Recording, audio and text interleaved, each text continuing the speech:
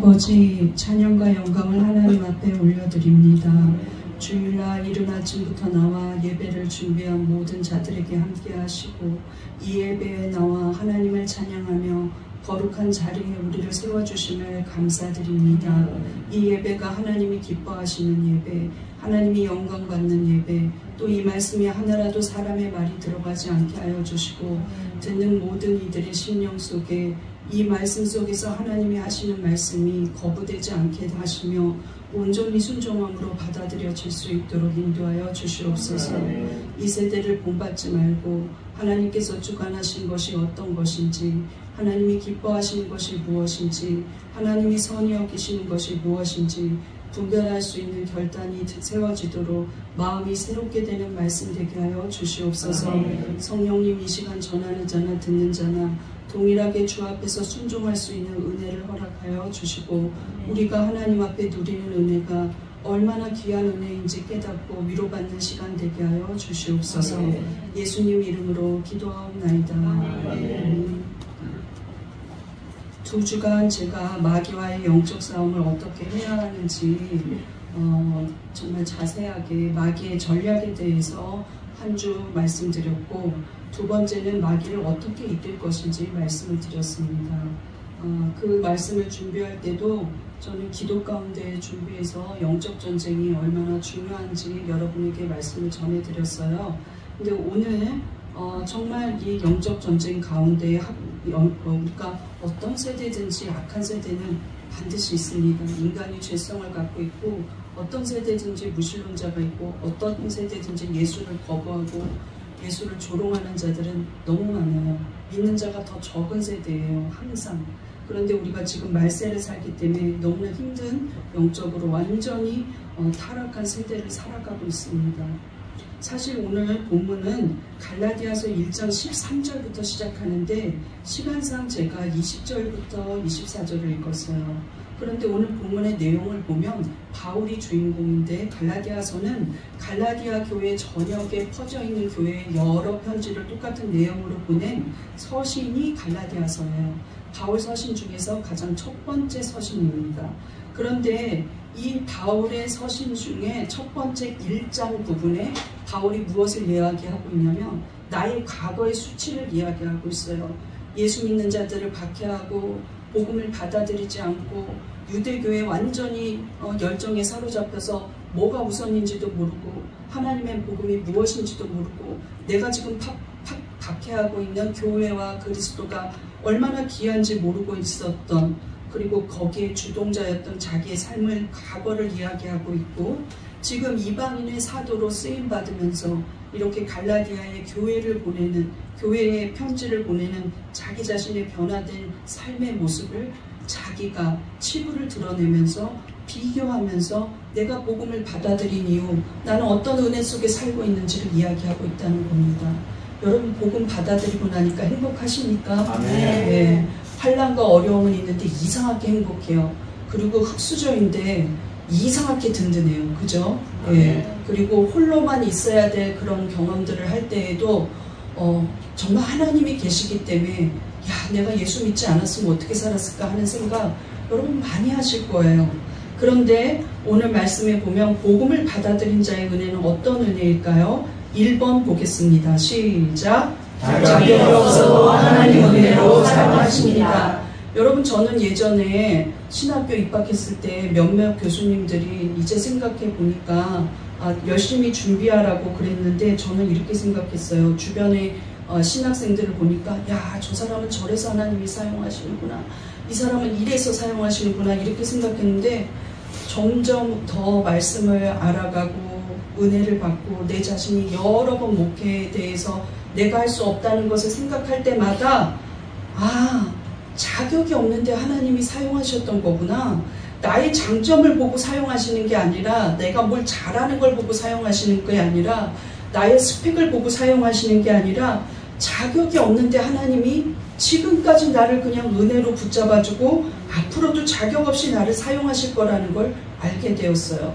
제가 좋아하는 작가 중에 한 명이 20세기의 위대한 작가, 기독교를 변증한, 하나님이 살아계심을 변증한 C.S. 루이스라는 작가가 있습니다. 이 사람은 캠브리지와 옥스퍼드 대학의 문학 교수예요. 그런데 이 사람이 중고등학교 다닐 때 그가 그 예기치 못한 기쁨이라는 책이 자기 자서전적 책인데 그 책에 이런 간증이 나오더라고요. 선생님 이름도 적어놨어요. 아주 무신론자인 선생님인데 커크 패트릭이라는 선생님이에요. 이 패트릭이라는 선생님이 이 C.S. 루이스가 논리적으로 글을 쓰는 걸 보고, C.S. 루이스는 사실 정말 철저한 기독교 집안에서 태어났습니다. 여러분 아침이라도 졸면 안 돼요. 되게 오늘 중요한 말씀이에요. 졸면 안 돼요. 예배가 중요하지 야유회가 중요한 게 아니에요. 오늘은 주일입니다. 예, 예. 따라해보세요. 일어나자! 일어나자! 깨자! 깨자! 예, 깨어야 돼요. 자, 예기치 못한 기쁨이라는 자서전에 어떻게 하고 있냐면, 이 C.S. 루이스는 엄마는 왜 나를 종교의 자유가 있는데 억지로 교회 가게, 엄마 나 이제 교회 안 다닐 거예요 하고 선언했어요. 중학교 때. 머리가 좋고 뛰어나니까 그렇게 되바라져요. 예.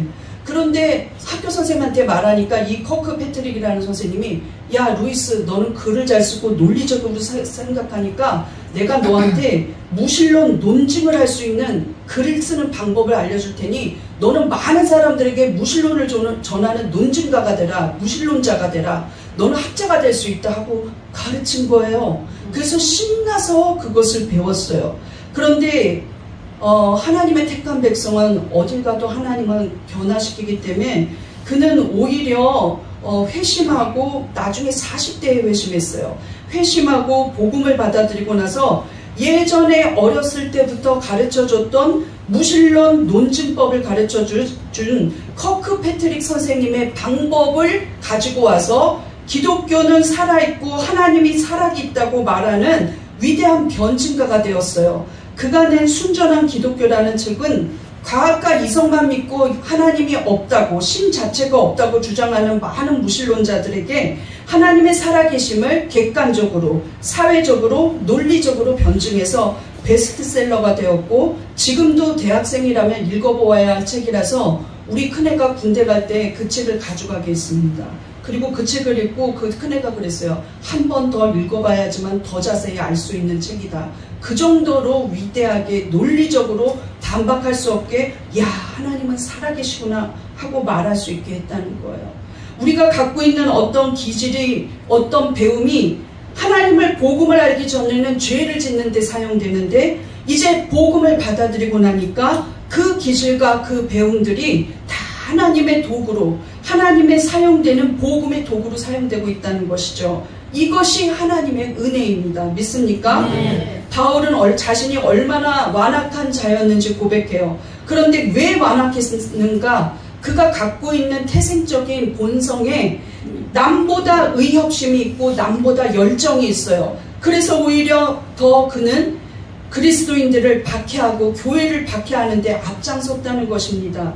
본문의 14절 보겠습니다. 시작. 내가 이전에 유대교에 있을 때 하나님의 일을 너희가 들었거니와 하나님의 교회를 심히 박해하여 멸하고, 하나님의 교회를 심히 박해하고 멸했다는 거예요. 스데반 집사가 죽을 때도 주동자였습니다. 그런데 왜 자기가 이렇게 했느냐? 자기는 믿음이 있었다는 거예요. 어떤 믿음? 유대교가 진리라는 믿음이 있었다는 거예요. 그런데 유대교는 성부와 성자를 인정하지 않고 있었어요. 그리고 하나님 모세 율법만 중요시 여기고 있었어요. 그러니까 느닷없이 나타난 예수 그리스도에 대해서 이단이라고 자기 혼자 생각한 거예요. 유대교를 지나치게 믿는 그 열심 때문에 오히려 자기는 박해하는 데 앞장섰다는 거예요. 14절 보겠습니다. 시작. 유대교를 지나치게 믿어 내 조상의 전통에 대하여 더욱 열심히 있었으나 전통만 중요시 여겼지 나사렛 예수에 대해서는 거부했다는 것이죠. 그런데 왜 바울이 변화됐을까요? 혼자 가만히 생각해 보니까 예수는 좋은 자였을까요? 그렇지 않다는 것이죠. 바울을 어머니의 태에서부터 그를 쓰기로, 그를 사도로, 그를 예수 믿는 자로, 그를 구원받게 하려는 하나님의 은혜 때문이었다는 거예요. 순전히 자기는 자격이 없고 자기는 무엇 하나만 미치면은 거기에만 꽂혀가지고 다른 거는 돌아보지도 않는 사람이었는데, 자기가 돌아보고 회심하고 돌이키게 되었다는 것이죠. 이 모든 것은 자기 인생을 주관하고 있었던, 태에서부터 택했던 하나님의 은혜라는 거예요. 15절을 보겠습니다. 시작. 그러나 내 어머니의 태로부터 나를 택정하시고 그의 은혜로 나를 부르시니까. 은혜로 불렀다고 말하고 있습니다. 여러분, 누가 전도해서 그 사람한테는 정말 고마워요. 예. 그런데 여러분을 택하신 분이 하나님의 은혜였습니다. 믿습니까? 네. 어찌하든지 집사든 권사든 목사든 전도사든 뭐 장로든 은혜로 하고 있는 거예요. 믿습니까? 네. 그런데 이 은혜라는 말 카리스가 어떤 말인지 한번 읽어보세요. 시작. 자격 없는 자에게 값없이 베푸시는 하나님의 호의. 호의라는 말은 좋은 감정이에요. 좋게 생각해주는 마음이에요. 그런데 자격이 없는 자를 좋게 생각해줘요. 아무 조건도 볼품도 없고 저거 말도 못해도 전도사로 쓴다는 거죠. 저거 배운 게 없어도 하나님이 높이 쓰신다는 거예요. 왜? 자격이 없어요. 하나님은 자격이 없는데 그냥 값 없이 대가 없이 그렇게 베풀어 주신다는 거죠. 내가 저 긴가리를 예수 믿게 하면 긴가리를 통해서 내가 뭐 받을 게 있지 이러시지 않는다는 거예요. 계산하지 않는 하나님이, 우리의 겉모습만 보지 않는 하나님이 우리에게 그냥 아무 이유 없이 태중에서부터 택하셔서 여러분이 이 자리에 있습니다. 믿습니까? 네. 그런데 이 바울을 통해 하나님이 바울을 택하신 이유는 하나밖에 없어요. 그저 바울이 하나님의 도구로 사용될 때 그 모습을 보고 하나님이 기뻤기 때문입니다. 여러분이 사용될 때 무엇이 가장 중요하냐? 하나님이 기뻐하는 게 중요해요. 하나님의 방법으로 일하지 않고 나만 드러내면 하나님이 슬퍼하시죠. 사울을 세운 걸 하나님이 후회하셨다 그랬어요. 왜? 하나님께 전대 순종하지 않고 자기 권위만 내세워요. 그런데 그 사울도 기름 부음을 받고 하나님이 택하셔 주셨던 거거든요. 하나님이 기뻐하셨다는 거예요. 야, 저 바울 사용하니까 기쁘다. 야, 저 긴가리 사용하니까 기쁘다. 기뻐서 우리를 사용하신다는 거예요. 16절 보겠습니다. 시작. 내 아들을 이방에 전하기 위해 그를 내 속에 나타내시기를 기뻐하셨을 때. 그라는 거는 예수 그리스도를 말해요. 예수 그리스도를 나타내기를 기뻐하셨다는 거예요. 누구를 통해서? 바울을 통해서. 여러분을 통해서 찬양받기를 기뻐하고, 여러분이 기도하는 걸 기뻐하고, 여러분이 예배오는 것 자체가 기뻐서 하나님은 우리를 사용하십니다. 그러면 우리도 어떻게 호응할까요? 내게 있는 조건이 악조건이라도 나는 하나님 자체가 기뻐야 돼요. 하나님으로 인하여 기쁨이 있어야 돼요. 내가 있는 슬픔이 있고 내게 있는 병마가 있어도 그것만 꽂혀가지고 하나님 왜 이래요? 이게 아니라 하나님 자체의 기쁨이 있어야 돼요. 하나님이 계시고 하나님이 존재하는 것만으로도 나는 하나님 앞에 벅찬 감동이 있어야 돼요. 그게 복음을 받아들인 자의 은혜의 모습입니다. 우리 고백해 보겠습니다. 나를 은혜로 부르신 하나님, 나를 은혜로 부르신 하나님 감사합니다. 감사합니다. 나도 하나님이 기쁩니다. 나도 하나님이 기쁩니다. 여러분 하나님을 기뻐하시기 바랍니다. 아멘. 하나님은 이미 여러분을 기뻐하시니까요. 아멘. 믿습니까? 아멘. 두 번째 복음을 받아들인 자의 은혜 2번 보겠습니다. 시작. 나의 삶 전체를 은혜로 이끄십니다. 바울이 다메섹 도상에서 구원을 받은 후 회심한 후 자기만 잘 믿고 혼자 믿고 끝나지 않았어요. 대부분의 사람들이 혼자 믿다가 끝나는 경우가 너무 많다는 것이죠. 그런데 하나님은 너 혼자만 믿어라. 너네 집에서 너 혼자만 불렀으니까 너 혼자만 택한 백성이야. 나머지는 다 난 관심도 없어. 이게 아니에요. 너 긴가리 너 하나만 병을 낫게 했으니까 너는 많은 사람들에게 너 병 고침 받은 거 이야기하고 네 이야기해라. 이게 아니라 정말 나를 통하여 다른 아픈 자를 위로하고 그 사람들을 위해 진심 어린 눈물로 기도하고 가슴 아픈 마음으로 그들과 함께 동역하는 거, 그걸 하나님은 바라시는 거예요. 나 한 사람이 복음의 씨앗이 되어서 밑거름이 되어서 죽어지고 썩어져서 우리 가정이 복음화되고 내 친구가 예수를 믿고 안 믿던 자들이 돌아오게 하시기를 원하시는 거예요. 바울의 선택으로 끝나지 않고 바울을 통하여 이방에 그리스도를 전하기를 하나님은 원하셨다는 겁니다. 15절 16절 보겠습니다. 시작. 나를 택정하시고 그의 은혜로 나를 부르시니까 그의 아들을 이방에 전하기 위하여. 그라는 건 하나님을 말해요. 나를 택정하신 그 하나님의 은혜로 하나님의 아들을 예수 그리스도를 이방에 전하기 원하셨다는 거예요. 야, 나는 다메섹 도상에서 회개하고 난 지금 예수 잘 믿는다, 이것만 말하는 게 아니라는 거죠. 그리스도를 믿으라고 선포하고 복음을 전하고 많은 이방인에게 교회를 세우고 그렇게 공동체를 세우며 디모데 같은 목회자까지도 세우고 아볼로 같은 동역자까지도 세우는 그러한 하나님이 쓰시는 위대한 프로젝트를 우리를 통하여 하나님도 일하시기 원하신다는 거예요. 우리는 우리만 예수 믿고 나서 은혜 받고 나서 자기 얘기만 하는 걸로 끝내는 사람들이 너무 많아요. 그러나 우리를 통해서 하나님은 우리가 썩어지고 녹아지고 깨어져서 나는 이제 나된 것이 하나님의 은혜라고 말할 때 그때 하나님은 일하시기 시작한다는 거예요. 자, 나를 봐라, 나는 병이 나았다. 자, 나를 봐라, 나는 부자가 됐다. 자, 나를 봐라, 나는 이렇게 잘 됐다. 이게 아니라 하나님이 이 연약한 자를 어떻게 사용하시는지 바울처럼 자기의 치부를 드러내서라도 복음을 세우고 많은 자들을 복음으로 돌아오게 하는 그런 역할을 하기 원하신다는 거예요. 삶 전체가 하나님의 은혜에서 은혜로만 완전히 귀결돼서 우리가 마땅히 해야 될 본분을 다 감당하기를 하나님은 원하신다는 거예요. 바울의 삶은 이제 교회를 박해하던 때에서 완전히 변화되어서 곳곳마다 이방 땅에서 우상만 섬기던 곳에서 예수가 무엇인지도 모르는 곳에서 교회를 세우고 그 다음에 교회를 회복시키고 삶을 살리는 인생이 되어서 하나님께 영광 돌리는 자가 되었다는 것이죠. 바울에게 사도직을 준 예루살렘 교회가 기근이 났어요. 너무나 궁핍해지고 힘들어졌을 때 바울이 세운 이방 교회들에게 헌금을 거두고 그때 가장 부유했던 로마 교회가 큰 힘을 실어줘서 그 헌금을 모아 예루살렘 교회에 전달하여 교회를 세우는 역할을 했어요. 사람들이 너무 놀래요. 야, 저렇게 우리를 핍박하던 자가 예수를 믿고 자기만 믿는 게 아니라 교회를 세우고 우리를 돕고 복음을 전하고 생명을 걸고 복음을 전하는데 야, 진짜 하나님은 살아계시구나. 낙심하지 말고 복음 전하자. 누가 바울이 될지 어떻게 아느냐 하면서 하나님께 영광을 돌렸다는 겁니다. 23절 24절 보겠습니다. 시작. 우리를 박해하는 자가 전에 멸하려던 그 믿음을 지금 전한다함을 듣고 나로 말미암아 하나님께 영광을 돌리라. 여러분, 여러분으로 말미암아 하나님께 영광 돌리는 데까지 이르러야 돼요. 믿습니까? 네. 빨간 글씨 읽어보겠습니다. 자기 자신을 가르치면서 바울처럼 고백하세요. 시작. 나로 말미암아 하나님께 영광을 돌리리라. 여러분, 나로 말미암아 하나님께 영광을 돌리고 당신을 통하여 하나님께 영광을 돌려야 돼요. 가정을 통해 하나님께 영광이 돌려져야 되고 교회를 통해 하나님께 영광이 돌려져야 돼요. 믿습니까? 네. 하나님께 영광을 돌려야 됩니다. 우리 한번 고백해 보겠습니다.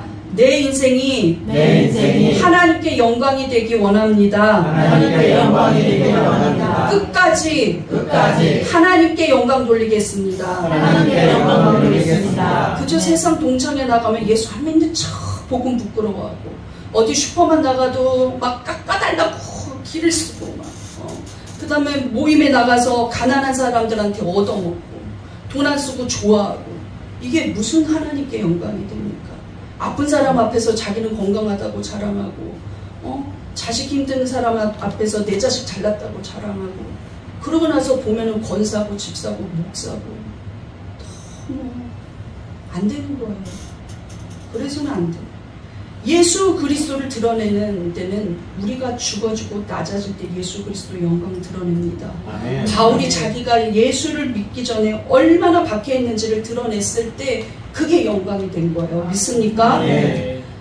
마지막 세 번째 복음을 받아들인 자의 은혜 3번 시작. 하나님이 기뻐하시는 것을 위해 삽니다. 바울은 예전에는 야, 내가 대제사장 앞에 찾아갔겠다. 그러고선 찾아가서 자기가 이제 자기의 우월성을 얘기해요. 내가 이렇게 유대교에 심취한 사람인데 내가 바리새인 중에 바리새인인데 예수 믿는 자들 다 데려와도 되겠습니까? 다 데려와서 그들을 심판하십시오 하고 말하니까 좋다, 네가 가라 하고 가다가 회심하게 된 거예요.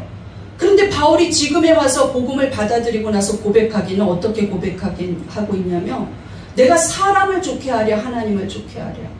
여러분, 그런 갈등 수도 없이 많을 거예요. 안 믿는 자들이 예수를 조롱해요. 그런데 못 들은 척 아니야. 니네가 예수님을 몰라서 그렇지 우리 예수님은 그렇지 않아. 저 예수 믿는 것들 이렇게 말할 때 그래 예수 믿는 것들은 못됐더라고 이렇게 말하는 게 아니라 예수 믿는 것들이 그렇게 못됐는데 받아주시는 하나님이 얼마나 위대하냐. 나도 내가 생각할 때 내가 예수 믿을 자격이 있나 싶다. 그런데 내 죄를 예수님 아니면 용서받지를 못해. 내 죄가 너무 커서. 근데 나도 자꾸 변하려고 노력한다. 당신들 말이 맞아. 예수 믿는 자들이 불완전하고 예수 믿는 자들이 연약해. 그런데 그 사람들 자세히 보면 과거에는 더 많았겠어. 그 사람들도 회개할 기회가 많아지기 위해서 예수 믿고 있는 거야. 얘기해야죠. 남들이 개독교라고 욕하는데 그걸 같이 얘기하고 흥분하고 화내고 분노하고 이러면 안 됩니다. 우리는 선한 방법으로 하나님 앞에 정말 하나님을 기쁘게 하시는 방법이 무엇인지 생각해야 돼요. 바울은 이렇게 말해요. 내가 하나님을 기쁘게 하랴 사람을 기쁘게 하랴. 내가 내 중심에 사람을 기쁘게 하는 게 중심이라면 난 그리스도의 종이 아니어야 한다. 이렇게 말해요. 10절 보겠습니다. 시작. 이제 내가 사람들에게 좋게 하랴 하나님께 좋게 하랴. 내가 지금까지 사람들의 기쁨을 구하였다면 그리스도의 종이 아니니라. 사람 기쁘게 하기 위해서 일했다면 그리스도의 종이 아닙니다. 사람에게 그냥 비유 맞추려고만 노력하면 목회 못해요. 왜냐하면 목회는 외롭고 힘들 때가 너무 많아요. 내 마음을 다 보여줄 수가 없어요. 내가 이러이러한 계획을 세우고 있고 다 까발려가지고 우리 교회 재정이 이렇게 영원이고 다 까발리면서 여러분 기도하십시오 이렇게 할 수가 없는 거예요. 왜? 연약한 성도들은 언제나 있어요. 나는 아픕니다 여러분 나를 위해 기도해 주십시오 다 말할 수가 없는 거예요. 왜? 연약한 성도들은 목사는 완전한 거 아니야? 이렇게 생각하는 그런 성도들도 있기 때문이에요.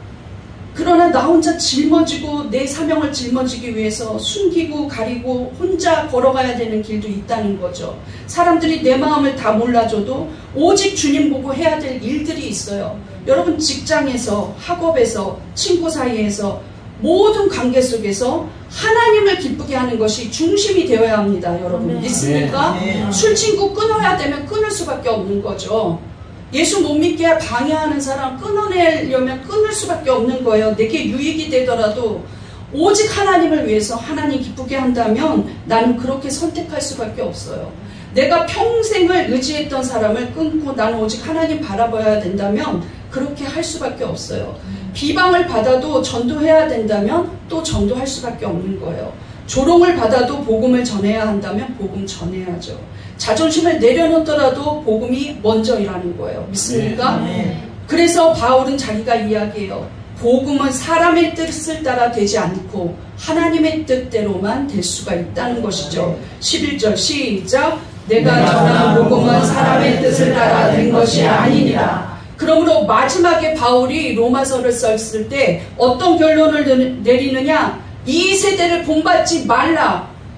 너희는 하나님께서 분별하는 것이 무엇인지 생각하라고 말을 하고 있어요. 한번 볼까요? 로마서 12장 2절 시작. 너희는 이 세대를 본받지 말고 오직 마음을 새롭게 함으로 변화를 받아 하나님의 선하시고 기뻐하시고 온전하신 뜻이 무엇인지 분별하도록 하라. 여러분 빨간 글씨만 읽어보세요. 시작. 이 세대를 본받지 말고 분별하도록 하라. 야 동성애도 괜찮아.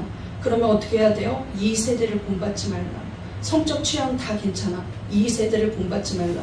야 과학적으로 입증이 안 됐어. 부활이 어떻게 있냐. 의학적으로 입증이 안 돼. 야 무리를 어떻게 걷냐. 이 세대를 본받지 말아야 돼요. 성경 비평하기 들어오면서부터 성경을 과학으로 비평하고 성경을 이성으로 비평하고 성경을 논리로 비평하고 나서 교회는 자유주의가 들어온 거예요. 하나님의 말씀은 살았고 온전합니다. 믿습니까? 하나님 자체가 신비해요. 우리가 그 뜻을 다 이해할 수 없어요. 우리의 지식으로 하나님을 어떻게 파헤칩니까? 말씀에서 맞다 그러면 말씀 자체가 진리이기 때문에 내 뜻이 잘못됐다고 생각하고 하나님 말씀으로 돌이켜야 돼요. 믿습니까? 우리는 무엇을 분별해야 합니까? 파란 글씨 읽어보세요. 시작. 하나님의 선하시고 기뻐하시고 온전한 뜻이 무엇인지. 무엇을 분별해야 합니까? 시작. 하나님의 선하시고 기뻐하시고 온전한 뜻이 무엇인지. 여러분 하나님이 선하게 여기시는 건가? 나는 이게 너무 좋아. 저 친구가 너무 좋아. 그런데 하나님이 그것을 선하다고 안 여기면 나는 그 친구가 말하는 것을 동의하지 않아야 돼요. 친구를 잃더라도 하나님이 기뻐하시는 자리인가? 하나님 기뻐하시는 방법인가? 하나님 기뻐하시는 말인가? 하나님의 온전한 뜻이 이것이 이루어질 수 있는가? 그것을 생각해야 돼요. 제가 교회도 안 오고 선교를 시작할 때 주변에서들 그거 나중에 교회라도 먼저 얻고 먼저 돈을 좀 모으고 이런 얘기했을 때 나는 하나님이 기뻐하시는 뜻인가? 하나님이 선하시게 여기시는가? 내가 이거 돈 모으는 것도 중요하지만 하나님께서 원하시는 건 교회를 왜 세웠지? 하나님이 교회를 왜 세우시지? 선교하고 하나님의 뜻을 전하고 복음 전하고 다음 세대를 세우라고 교회라는 장소가 있는데 내가 이거 안 하고 좀 미루면 어때?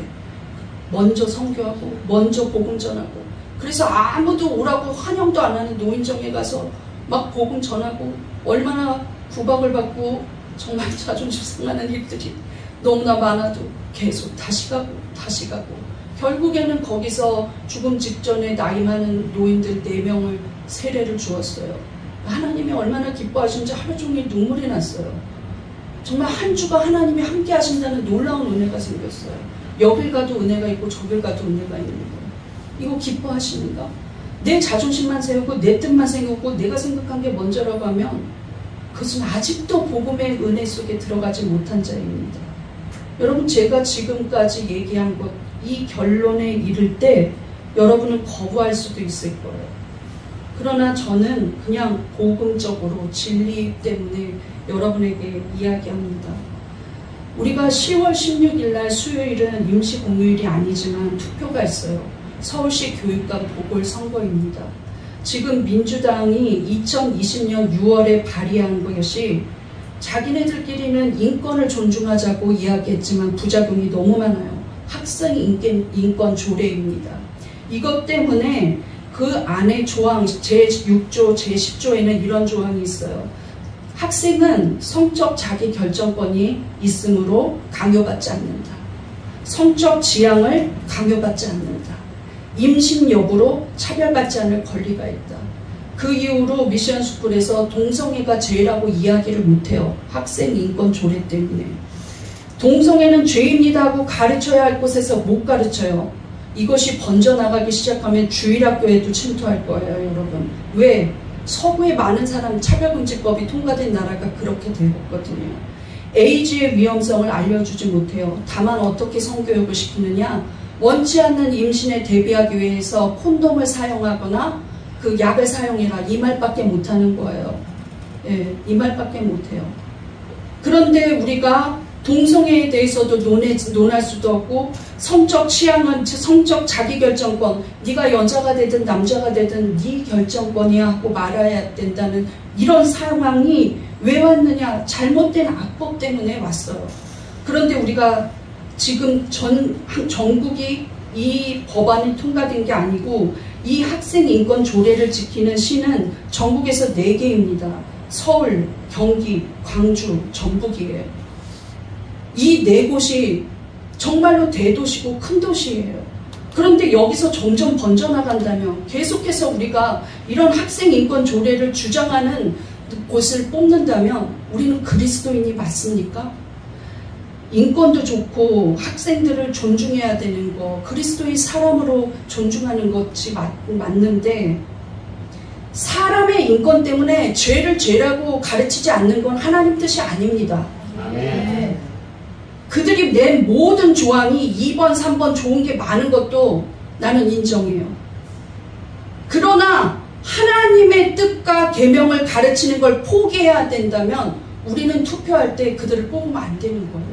아멘. 난 녹화되고 있는 것도 알고 이 녹화가 많은 사람한테 퍼질 거라는 것도 알지만 사람을 기쁘게 하랴 하나님을 기쁘게 하랴 하나님 뜻을 나는 내 목회자의 사명으로 진실되게 하나님의 방법으로 여러분에게 간청하면서 알려드립니다.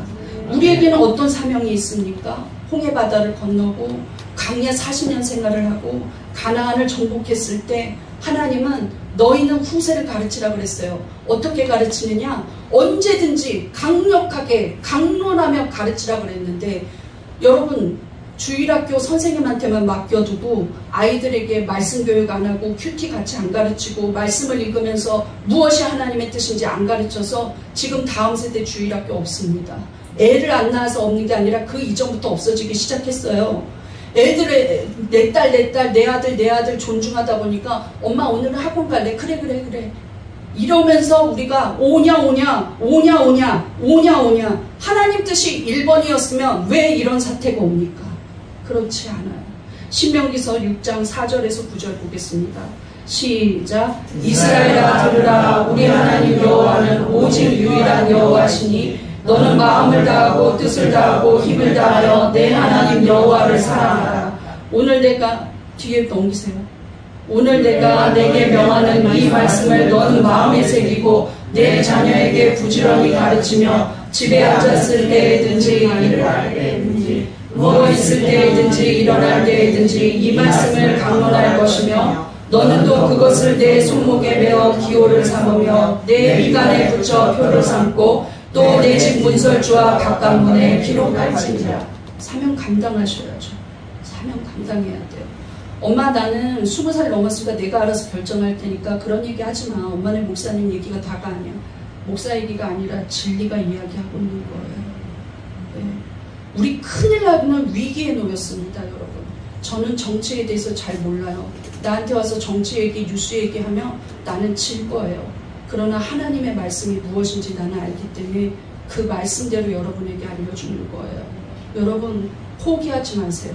지금 이 위기의 때에 우리가 2주 동안 제가 영적 전쟁에 대해서 이야기할 때 나 혼자 외로운 싸움에 기도를 했어요.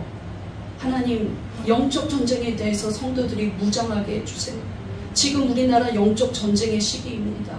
우리가 호주처럼 저 청교도 국가였던 과거만 얘기하고 있는 영국처럼 저 미국처럼 되지 않게 해주세요. 하나님 말씀 전하는 곳에 말씀 전하게 해주세요. 기독교를 세운 미션스쿨이 미션스쿨 다 와지게 해주세요. 지금 연세대 이런 데 선교사가 세운 곳에 얼마나 많은 게이와 레즈비언이 있습니까? 내가 알기로 총신대에도 있다고 들었어요. 이런 세대에 살고 있는데 우리는 마냥 그냥 내가 좋아하는 고향 사람이라서 내가 여태까지 뽑은 당이라서 나는 그들이 나쁘다고 말하지 않아요. 하나님의 뜻을 전하려면 하나님의 뜻이 그대로 유지되려면 진리가 수호되려면 서울에 사시는 사랑하는 성도 여러분 투표하십시오. 그런데 어느 당을 뽑아야겠습니까? 나는 어느 당을 뽑으라고는 얘기하지 않지만 학생 인권 조례는 문제가 있다는 걸 여러분에게 반드시 알려드립니다. 인권이 먼저가 아니라요. 복음 수호가 먼저입니다. 네. 우리 이 시간에 결론을 보겠습니다. 복음을 받아들인 자의 은혜는 어떤 은혜입니까? 1번 시작. 자격이 없어도 하나님 은혜로 사용하십니다. 2. 나의 삶 전체를 은혜로 이끄십니다. 3. 하나님이 기뻐하시는 것을 위해 삽니다. 여러분 하나님 기뻐하시는 것을 위해 사시기 바랍니다. 우리의 삶 가운데 투표소 안에서도 하나님은 네가 하나님 기뻐하는 걸 먼저 생각했니? 보실 겁니다. 네. 그리고 우리가 이따가 광고 시간에도 얘기하겠지만 10월 27일은 차별금지법이 통과되지 않기 위해서 교파를 초월해야 한국교회 전체가 모여서 예배드리고 기도하기로 했는데 예배드리고 기도하는 방법이 진짜예요. 막 정치인들 비난하고 욕하는 거 그거 방법 하나님 원하지 않습니다. 한 사람을 막 뭐라고 그러고 그러는 거 하나님 원하지 않아요. 우린 예배드리고 기도하면 회복됩니다. 믿습니까? 아멘. 이 나라는 하나님이 지키시고 계셔요. 믿습니까? 아멘. 이 나라의 주권을 하나님께 드려야 돼요. 믿습니까? 아멘. 내가 원치 않는 당이라고 비방하고 욕하고 거기 당수 막 뭐라고 욕하고 모독하고 이게 하나님 방법이 아니라 우리는 예배로 회복하고 예배가 전해지고 기도가 전해지면 하나님은 이 땅을 버리지 않아요. 믿습니까? 아멘. 그 자리에는 나가야죠. 거긴 정치적인 모임이 아니에요. 여러분. 예배의 자리에 나가야죠. 다음 세대를 세워야 합니다. 주일학교가 이렇게 없잖아요. 다음 세대 세워야 돼요. 거긴 나가셔야 한다는 거예요. 나는 몰라요 하는 게 아니라 힘들면 5분만 있다가 가세요. 그래도 괜찮아요. 그런데 백석에서는 300교회도 신청을 안 했습니다. 네, 수천의 교회가 있는데 300교회도 신청을 안 했어요. 나는 마음이 원래 연약해서 내 주장 못해요. 그러나 하나님이 원하시면 나는 너무 연약하게 살아서 죽을 뻔한 위기를 살려주고 이제 끝인가 봐 했다. 보다 하면 하나님이 살려줬으니까 난 지금 죽어도 괜찮아. 이 심정이 있기 때문에 그냥 하나님 보고 하는 거예요, 여러분. 우리 이 시간에 기도하실 때 하나님, 이 위기 속에서 내가 무엇을 해야 될지 하나님 내 방법으로 내 뜻으로 선택하는 것이 아니라 하나님이 원하시는 이 시기에 정말로 깨어서 기도하고 다음 세대를 위해서 기도하는 자리, 다음 세대를 세우는 일, 이것을 내가 거부하지 않게 해주시고 진리를 붙잡게 해주시고 다음 세대 세워서 복음을 받아들인 자의 은혜로 살았던 바울과 같이 살아갈 수 있게 해달라고 주여 한번 부르짖고 기도하시겠습니다. 주여 주여 주여 주여 주여 주여 주여 주여 주여